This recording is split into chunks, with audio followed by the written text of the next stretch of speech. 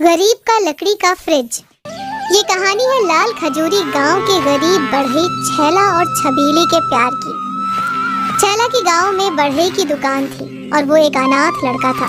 एक दिन वो गांव के मेले में जाता है तो छबीली को देखकर हैरान रह जाता है। छबीली सज धज कर मेले में आई थी और एक बकरी के बच्चे को गोद में उठाकर फोटो खिंचवाने में लगी हुई थी। ए फोटो बाबू, फोटो जरा ध्यान से खींचना, खराब बराब हो गई तो छबीली को गुस्सा आ जाएगा। हाँ होगा क्या? छबीली तेरी नाक तोड़ देगी, नाक। क्यों छबीली, सही कहा ना? छैला की ये बात सुनकर छबीली कहती है, ए छैला, ससुर सब बात छोड़कर ये बता कि तोहर छबीली कैसी लग रही है। छबीली ये बात कह ही रही होती है कि तभी वहाँ मस्तान लाला की गाड़ी आकर रुकती है।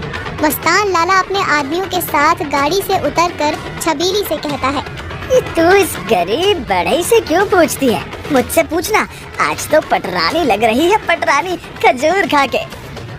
मस्तान लाल गांव का सबसे अमीर आदमी था और उसके खजूर के कई बड़े बड़े बाग थे। उसके बागों में सैकड़ों लोग काम करते थे। वो छबीली से शादी करने के लिए हाथ धोकर उसके पीछे पड़ा हुआ था, मगर छबीली उसे बिल्कुल भी पसंद नहीं करती थी। इसीलिए छबीली को उस पर बहुत गुस्सा आता है। ए कमबख्त लाला, तू होता कौन है हमारा बीच में? हाँ, हम छैला की छबीली है, जानत नहीं है का? भूल जा तू इस गरीब छैला को, शादी तो तुझसे मैं ही करूँगा खजूर खा के। एक दिन छबीली अपने पिता सरजू शेरा के साथ रेगिस्तान में बकरियां चराने जाती है। उस दिन बहुत तेज धूप पड़ रही थी और सरजू शेरा को बहुत जोर से प्यास लगती है। वो हांडी से पानी पीते हुए कहता है, सत्यानाश हो इस गर्मी का, रेगिस्तान में सब तपने लगता है। मुझे तो एक फ्रिज चाहिए, फ्रिज। काहे फ्रिज का सपना देखा तो बापू, हम गरीबों के पास फ्रिज कहाँ से आएगा भला? आएगा और बहुत जल्दी आएगा। देखना, मैं तेरी शादी किसी ऐसे आदमी से करूंगा जो मुझे फ्रिज देगा। ये सुनकर छबीली उदास हो जाती है और मन ही मन सोचने लगती है, पर हमरा छैला बापू को फ्रिज कहाँ से देगा? वो तो बहुत गरीब आदमी है। कुछ दिन बाद मस्तान लाला सरजू शेरा को अपने खजूर के बागों में बुलाता है और उससे छबीली का हाथ मांगते हुए कहता है, सरजू काका, हम तुम्हारी छबीली को बहुत पसंद करते हैं और उनसे शादी करना चाहते हैं खजूर खा के। ये सुनकर सरजू शेरा को बहुत खुशी होती है और उसकी आंखों के सामने फ्रिज घूमने लगता है। वो काफी देर तक फ्रिज से मिलने वाले फायदों के बारे में सोचता रहता है और फिर खुश होते हुए कहता है, 100 बात की एक बात लाला, अगर तू मुझे एक फ्रिज लाकर देगा तो मुझे तेरा और छबीली का रिश्ता मंजूर समझ। लो बन गई बात खजूर खा के।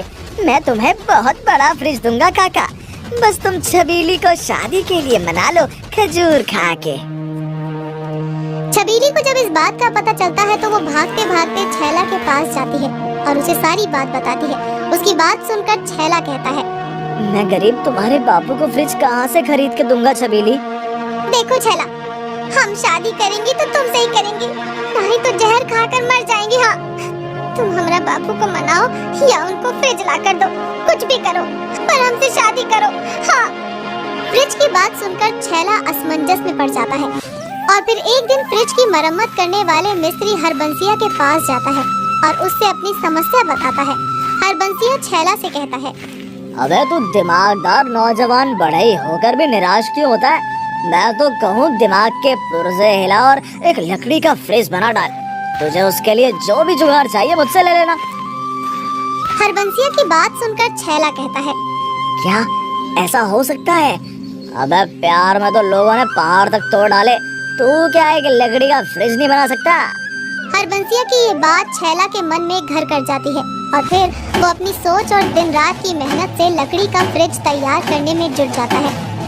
वो लकड़ी का बक्सा बनाकर उस पर बांस का कवर चढ़ा देता है, अंदर थर्मोकोल का अस्तर चढ़ाता है और कंप्रेसर लगाकर लकड़ी का फ्रिज तैयार कर लेता है। इसके साथ ही वो फ्रिज में ऐसा कांच इस्तेमाल करता है कि फ्रिज सौर ऊर्जा से चलने लगता है। अरे वाह, ये तो अनूठा फ्रिज बन गया। ये तो 1 मिनट में पानी को बर्फ बना देता है। धीरे धीरे छैला के लकड़ी के फ्रिज की बात पूरे गांव में लोगों को पता चल जाती है और लोग दूर दूर से उसका लकड़ी का फ्रिज देखने के लिए आने लगते हैं। वाह वाह वाह, ये तो बहुत ज्यादा ठंडक पैदा करता है। इसके सामने तो बाजार के फ्रिज फेल हो गए भाई। छैला बाबू कमाल कर दिया। ऊपर से बिजली ये तो गरीबों का फ्रिज बन गया है छैला बाबू। छैला लकड़ी का फ्रिज सरजू शेरा को दिखाता है और वो गदगद हो जाता है और छबीली से कहता है, 100 बात की एक बात छबीली बेटा, अब तुम्हारी शादी होगी तो बस इस छैला से ही होगी। और वो मस्तान लाला का क्या होगा बाबू? लाला जाए भाड़ में खजूर खा के। मस्तान लाला को जब इस बात का पता चलता है तो उसके तन बदन में आग लग जाती है। कमबख्त ने लकड़ी का फ्रिज बना डाला खजूर खा के। छबीली के बाप को लकड़ी का खिलौना देकर पटा लिया। जब छबीली को तो मैं हर हाल में अपनी बनाकर रहूंगा खजूर खा के। उस दिन के बाद मस्तान लाला छैला और उसके लकड़ी के फ्रिज का कट्टर दुश्मन बन जाता है। जोगा उस गरीब बढ़ई और उसके लकड़ी के फ्रिज को ठिकाने लगाना होगा खजूर खा के, क्योंकि अगर ऐसा नहीं होगा तो छबीली हमारे हाथ से निकल जाएगी खजूर खा के। कहो तो आज ही उसे और उसके लकड़ी के फ्रिज को जला डालूं लाला। अभी धीरज रख खजूर खा के, मुझे कुछ सोचने तो दे। एक दिन मस्तान लाला और उसके आदमी छैला और उसके लकड़ी के फ्रिज को उठाकर नदी के एक सुनसान किनारे पर ले जाते हैं। चलो बे, इसके लकड़ी के फ्रिज को जला डालो खजूर खा के। मेरा फ्रिज मत जला लाला, इसे सही सलामत रहने दे। सही सलामत तो आज तू नहीं बचता, फिर ये कैसे बचेगा खजूर खा के। चलो बे, लगा दो आग। मस्तान लाला के ये कहते ही उसके आदमी लकड़ी के फ्रिज में आग लगा देते हैं और छैला उसे जलते हुए देखकर तड़पने लगता है। इसके साथ ही लाला के आदमी छैला को पीटना शुरू कर देते हैं। मारो मारो इसे अभी और मारो खजूर खा के। जितना मारना है मार ले लाला, पर छबीली से ब्याह तो मैं ही करूँगा। ये सुनकर लाला कहता है, जिंदा रहेगा तभी तो करेगा खजूर खा के। चलो बे, मार कर इसे नदी में फेंक दो। लाला के ये कहते ही उसके आदमी छैला को मारकर नदी में फेंक देते हैं और छैला पानी के अंदर सीधे एक जलपरी की गोद में जाकर गिरता है। जलपरी छैला को देखते ही चौंक जाती है और उसे एक पुरानी घटना याद आ जाती है। मारो मारो, न जाने ये क्या बला है। कुछ देर पहले ये एक लकड़ी थी और अब जलपरी बन गई। मुझे तो कोई राक्षसी लगती है। नहीं नहीं, मैं राक्षसी नहीं हूँ, मुझे मत मारो। अरे ये झूठी है, इसे मार डालो। मर गई, कोई मेरी मदद करो। कौन हो तुम और तुम्हें किसने घायल किया है? मैं एक जलपरी हूँ और कुछ लोगों ने मुझे पीट पीट कर अधमरा कर दिया है। क्या तुम मुझे नदी में छोड़ सकते हो? हाँ, क्यों नहीं, चलो आओ, मैं तुम्हें नदी में छोड़ देता हूँ। ये घटना याद आते ही जलपरी छैला को होश में लाने की कोशिश करते हुए कहती है, अरे दयालु आदमी, क्या हुआ तुम्हें? होश में तो आओ। जलपरी छैला को होश में लाने की पूरी कोशिश करती है, मगर वो होश में नहीं आता। जलपरी उसे अपने महल में ले जाकर अपने वैद्य से उसका इलाज कराती है और फिर छैला को होश आ जाता है। छैला होश में आने पर जलपरी को आप बीती सुनाता है। उसकी आप बीती सुनकर जलपरी उसे सोने का एक छोटा सा त्रिशूल देते हुए कहती है, सुनो, मेरे होते हुए तुम्हें घबराने की जरूरत नहीं है। मैं तुम्हें ये सोने का छोटा सा त्रिशूल देती हूँ। इस त्रिशूल से तुम जो भी मांगोगे वो तुम्हें मिल जाएगा और तुम्हारे दुश्मन भी तुम्हारा कुछ नहीं बिगाड़ पाएंगे। छैला सोने का त्रिशूल लेकर जलपरियों के देश से वापस धरती पर आ जाता है और सबसे पहले अपने लकड़ी के जले हुए फ्रिज की राख के पास जाता है और फिर त्रिशूल से कहता है, हे त्रिशूल, इस राख को फिर से लकड़ी के फ्रिज में बदल दो। छैला के ये कहते ही त्रिशूल से प्रकाश की तरंगे फूटने लगती हैं और वे जैसे ही राख के ढेर से टकराती हैं, राख का ढेर देखते ही देखते राख के ढेर से लकड़ी के फ्रिज में बदल जाता है। हाँ, मिल गया मुझे, मेरा लकड़ी का फ्रिज मिल गया। अब मैं छबीली से शादी कर पाऊंगा। उसके बाद छैला लकड़ी के फ्रिज को छबीली के पिता को देता है और वो खुशी खुशी छबीली और छैला की शादी करा देते हैं। लाला और उसके आदमी उनकी शादी रोकने की कोशिश करते हैं, मगर जलपरी के जादुई त्रिशूल के होते हुए ऐसा करने में वो असफल हो जाते हैं। यह सुनकर अश्विन के गुंडे राजेश पर टूट पड़ते हैं, मगर वो सबको बुरा नाच नचाता है। उन्हें कभी हवा में उड़ाता है तो कभी अपनी उंगली से गोल गोल घुमाता है। राजेश का ये जादुई खेल देखकर अश्विनी और उसके आदमी बहुत घबरा जाते हैं। हनुमान जी और लालची पानी पूरी वाला।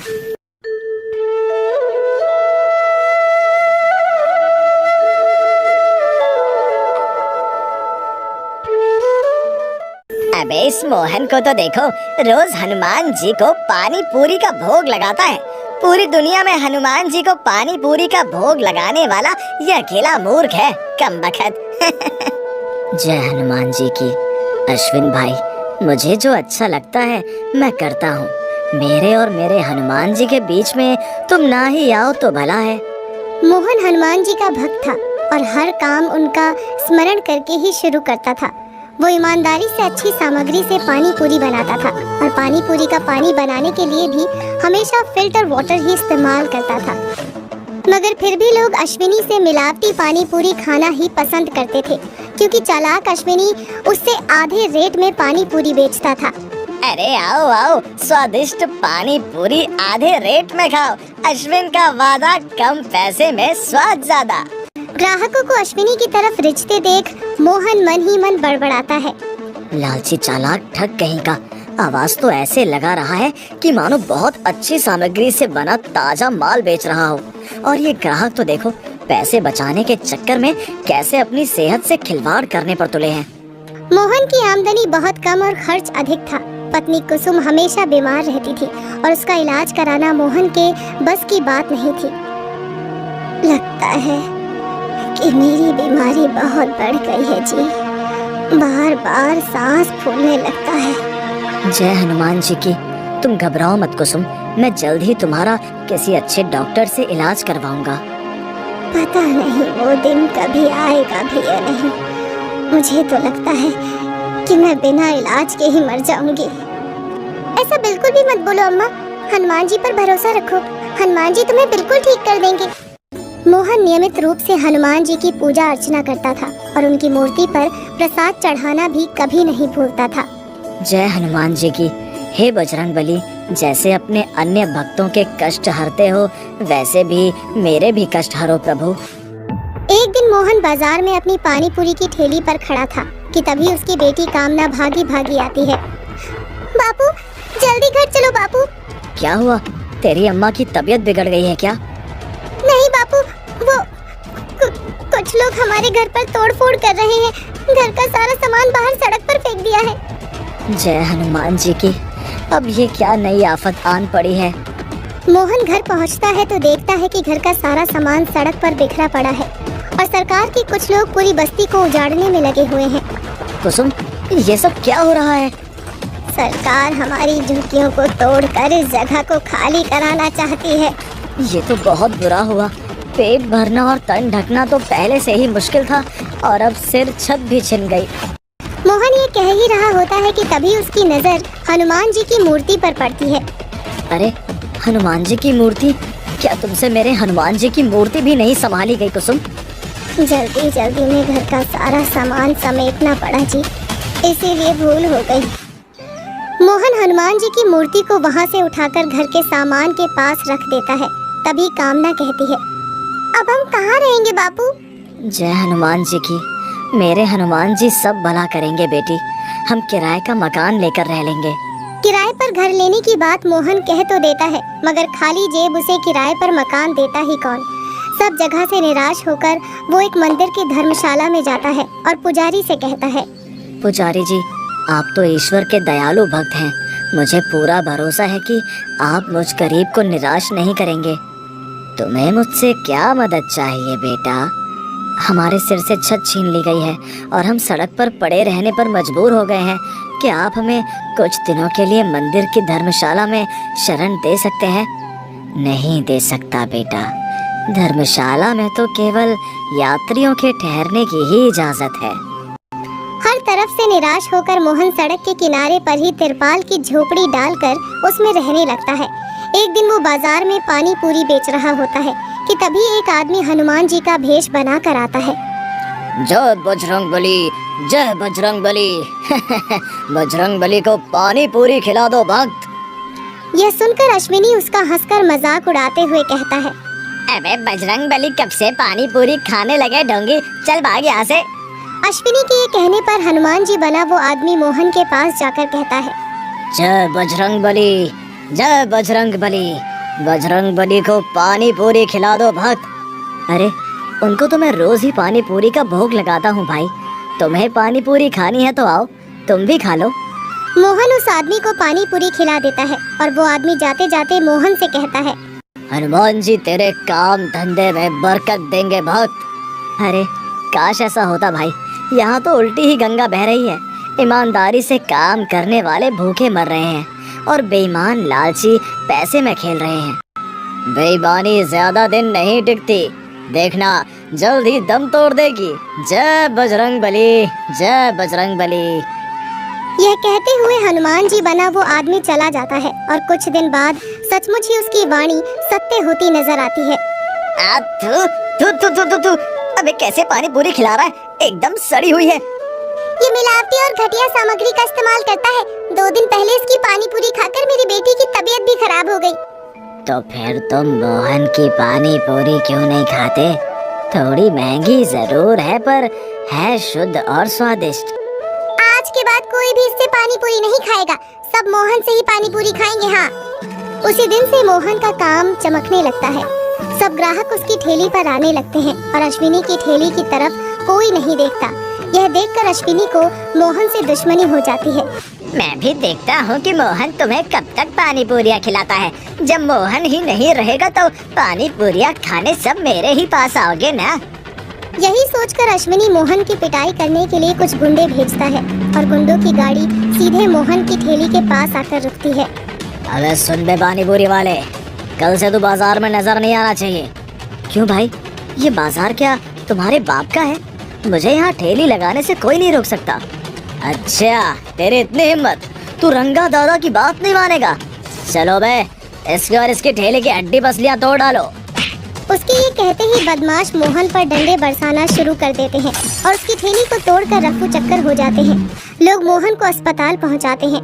कुसुम, अब मैं तो कई महीने तक काम ही नहीं कर पाऊंगा, फिर मेरी पानी पूरी का ठेले का क्या होगा? मैं अपने भाई राजेश को यहाँ बुला लेती हूँ। जब तक आप ठीक नहीं होते, ठेही वो ही लगा लेगा जी। कुसुम अपने भाई राजेश को फोन करके ये सब बात बताती है, मगर वो ठेली लगाने से मना कर देता है और उसी समय हनुमान जी राजेश का रूप लेकर मोहन के पास आ जाते हैं।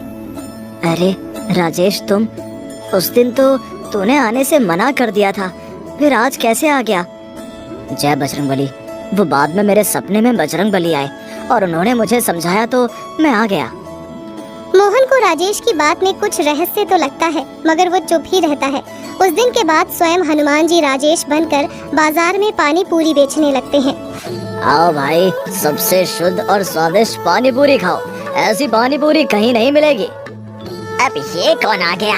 लगता है इसका भी कुछ करना पड़ेगा। हनुमान जी के हाथ से बनी पानी पूरी खाकर लोग आश्चर्यचकित रह जाते हैं। अरे वाह, इसकी पानी पूरी का स्वाद तो अलौकिक है। कैसे बनाते हो भैया? मन के प्रेम और इन हाथों की मेहनत से बनाता हूँ। बोलो जय बजरंगबली की। अब तो जिसे देखो वही मोहन की पानी पूरी का दीवाना हो जाता है और नोटों की बारिश होने लगती है। इसी बीच अश्विनी राजेश को भी पीटने की कोशिश करता है, मगर राजेश उनको नाको चने चबवा देता है। आज तो तुझे भी उसी तरह अस्पताल भेज देंगे जहाँ कुछ दिन पहले मोहन को भेजा था। चलो वे, इसकी हड्डियों का चूरमा बना डालो। यह सुनकर अश्विन के गुंडे राजेश पर टूट पड़ते हैं, मगर वो सबको बुरा नाच नचाता है। उन्हें कभी हवा में उड़ाता है तो कभी अपनी उंगली से गोल गोल घुमाता है। राजेश का ये जादुई खेल देखकर अश्विनी और उसके आदमी बहुत घबरा जाते हैं। अबे सालो, मुझे तो ये कोई जादूगर आदमी लगता है, पर मुझे तो महाबली हनुमान जैसा दिखता है। कोई भी हो, अब भाग लो, इसी में हमारी भलाई है। भागते क्यों हो? आओ आओ, मेरी हड्डियों का चूरमा बनाओ। अश्विनी और उसके गुंडों को सबक सिखाने के बाद राजेश मोहन के पास जाता है और उसे नोटों से भरा थैला देते हुए कहता है, ये लो तुम्हारी पानी पूरी की कमाई। थैला भरकर नोट? क्या मेरा पानी पूरी का काम इतना अच्छा निकला? आहा, अब तुम्हारे पास इतना रुपया आ गया कि तुम कोई भी अच्छा घर खरीद कर उसमें रह सकते हो। यह कहकर राजेश जाने लगता है, मगर तभी मोहन कहता है, उधर देखो, अगर वो असली राजेश है तो फिर तुम कौन हो? मोहन के कहते ही हनुमान जी अपने असली रूप में आ जाते हैं। मैं स्वयं हनुमान जी हूँ भक्त। मुझे तुम्हारी विपदा हरने के लिए राजेश का रूप लेना पड़ा। और मोहन जय हनुमान जी कहकर हनुमान जी की जय जयकार करने लगता है।